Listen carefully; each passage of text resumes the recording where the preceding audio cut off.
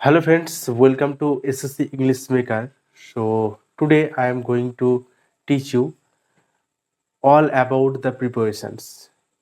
So এর আগে যে সমস্ত তোমাদেরকে প্রিপারেশনের উপর ক্লাস দেওয়া হয়েছে সেটা ছিল একেবারে প্রাইমারি পার্ট। তো আজকে আমি তোমাদেরকে প্রিপারেশনের যে যতগুলো ভাগ রয়েছে সেগুলো সম্বন্ধে জানাবো এবং তার যে প্রথম ভাগ এবং সেকেন্ড ভাগ যেটা রয়েছে সেটা আজকে আমরা ডিসক্লোজ করব। ঠিক আছে, তো চলো জানা যাক প্রিপোজিশনটা কি। দেখো, প্রিপোজিশনের আমরা এখানে আজকে মেনলি আমরা দেখব কি যে ভাগগুলো কি কি রয়েছে। দেখো, প্রিপোজিশন ক্লাসিফিকেশন অফ প্রিপোজিশন মানে প্রিপোজিশনের ভাগ। ক্লাসিফিকেশন মানে হচ্ছে বিভক্ত যেটা রয়েছে। দেখো, দেয়ার আর 6 কাইন্ডস অফ প্রিপোজিশনস। কত কাইন্ডস রয়েছে সেখানে? যে প্রিপোজিশন আমাদের রয়েছে 6 রকমের। দেয়ার আর 6 কাইন্ডস অফ প্রিপোজিশনস। এক নম্বরে কি রয়েছে দেখো, সিম্পল প্রিপোজিশন আমরা পাবো। এক নম্বরে কি পাবো? Simple preposition. সেকেন্ড নম্বরে পাবো কি? Double prepositions. থার্ড নম্বরে পাবো কম্পাউন্ড প্রিপোজিশনস। ফোর্থ নম্বরে পাবো ফ্রেজ প্রিপোজিশন। ফিফথ নম্বরে পাবো পার্টিসিপাল প্রিপোজিশন অ্যান্ড সিক্স নম্বরে পাবো disguise prepositions. This are the prepositions of English grammars. Okay, so today I am going to discuss with you about the simple prepositions and double prepositions. Which are simple prepositions and which are double prepositions? All about I will teach you. Okay. So see, these are the prepositions of simple prepositions. In মানে মধ্যে, on মানে উপরে, around মানে হচ্ছে চতুর্দিকে, about মানে প্রায়, সম্বন্ধে, অ্যাপার্ট মানে পৃথক, অ্যাট নির্দিষ্ট করে কোনো কিছু বোঝাতে। তো এগুলো হচ্ছে কি একেবারে সিম্পল প্রিপারেশন, যেটা আমরা প্রাইমারি যখন প্রথম আমরা ইংরেজি শিখি তখন আমরা এগুলো পাই। দেখো, আফটার আফটার পরে, অফ মানে এর বা র, ওভার মানে উপরে, অফ মানে বিচ্ছিন্ন বন্ধ।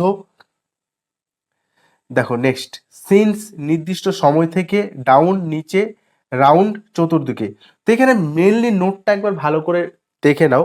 ওপরের উদাহরণগুলি হলো এক পদ বিশিষ্ট, তাই এদের আমরা সিম্পল প্রিপোজিশন বলি।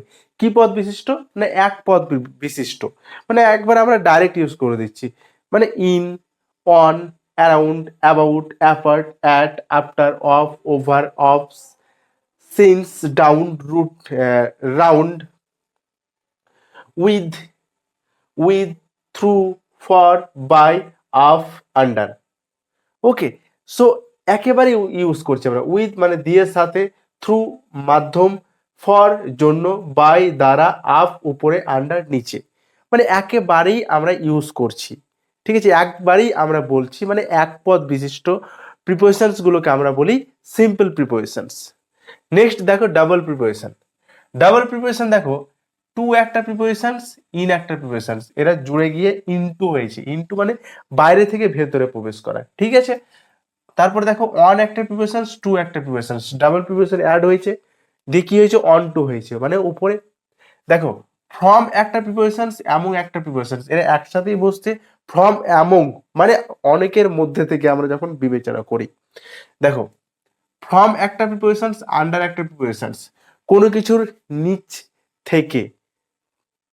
দেখো, ফ্রম একটা প্রিপোজিশনস, অফ একটা প্রিপোজিশনস, কোনো কিছু থেকে বিচ্ছিন্ন। নেক্সট দেখো, ফ্রম একটা প্রিপোজিশনস, উইদিন একটা প্রিপোজিশনস, কোনো কিছুর মধ্যে থেকে। তো দেখো, ডাবল প্রিপোজিশনস আমরা কখন আমরা ইউজ করি? যখন আমরা কোনো সেন্টেন্সের, কোনো বাক্যের মানে সেই যে কি বলতে চাইছে মানে ক্লিয়ারলি আসছে না, তখন সেখানে আমরা কি ইউজ করি? না ডাবল প্রিপোজিশনস ইউজ করি। ঠিক আছে, তো আমরা নেক্সট ক্লাসে ডিসকাস করব কি কম্পাউন্ড প্রিপোজিশনস, ফ্রেজ প্রিপোজিশনস। ওকে, দেন আমরা এখানে আমরা টোটাল আমরা ক্লাস করব তিন, ছটা পার্ট রয়েছে, তিনটে ক্লাস করব, শর্টলি ক্লাস করব, যাতে তোমাদের বোরিং ফিল না হয়।